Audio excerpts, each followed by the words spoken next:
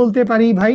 আমরা বলতে পারি AC square is equals to AB square. মারছে? এখন বললেন না যে ভাই স্কোয়ার কাকে বলে, তাইলে একদম দুষ্টু করে ধ্বংস হয়ে যাব।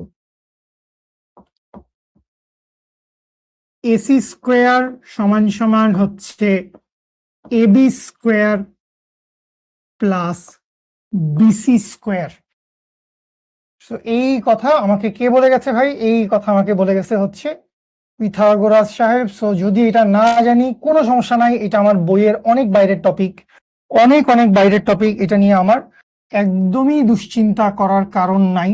স্কোয়ারের সাথে সম্পর্ক যদি আগে থেকে দেখা সাক্ষাৎ না হয় তাও সমস্যা নাই। খালি মনে রাখেন, কি মনে রাখবেন ভাই? 40 স্কোয়ার যদি এইটা হয়, এইটা যদি 30 হয়, তাহলে এই ভ্যালুটা হবে হচ্ছে 50। এই ভ্যালুটা কত হবে? এই ভ্যালুটা হবে হচ্ছে 50। আপনি ক্যালকুলেশন করে দেখতে পারেন, এই ভ্যালুটা 50 হবে, আপনি ক্যালকুলেশন করে দেখতে পারেন।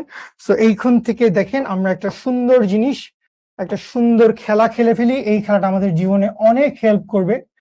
এই যে ত্রিভুজটা দেখতে পাচ্ছি, এটাকে কি বলে জানেন? এইটাকে বলে হচ্ছে পিথাগোরিয়ান ট্রায়াঙ্গেল। এটাকে কি বলে? এইটাকে বলে হচ্ছে পিথাগোরিয়ান ট্রায়াঙ্গেল, কারণ এখানে একটা কোণের মান কত? একটা কোণের মান 90 ডিগ্রি। এই যে বাহুটা আছে, এই বাহুটা কি ছোট ভাই? এই বাহুটা হচ্ছে অতিভুজ। এইটাকে যদি আপনি ভূমি বলেন, এইটাকে আপনি কি বলতে পারবেন? এইটাকে আপনি বলতে পারবেন হচ্ছে লম্ব। তাহলে এই পিথাগোরিয়ান ট্রায়াঙ্গেলের সেট কি কি হইতে পারে?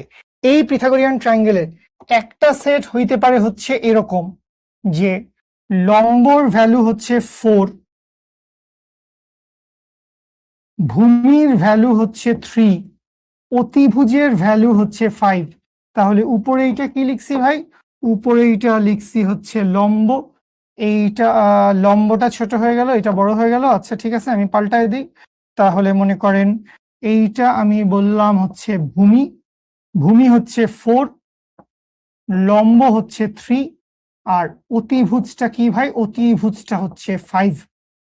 এই ডেটা আপনি জাস্ট মনে রেখে দেন, এই ডেটা আপনি জাস্ট মনে রেখে দেন, কারণ এইটার হুবহু ডেটা আপনি মাত্র ব্যবহার করছেন। সেটা কি? আপনি লিখছেন মাত্রই 40, সরি, আপনি লিখছেন হচ্ছে 40, আপনি লিখছেন 30, আপনি লিখছেন 50, একই পিথাগোরিয়ান ট্রায়াঙ্গেল। আচ্ছা, আরেকটা সেট হইতে পারে, সেটা কি? সেটা হইতে পারে 12, সেটা হইতে পারে 5, সেটা হইতে পারে হচ্ছে 13।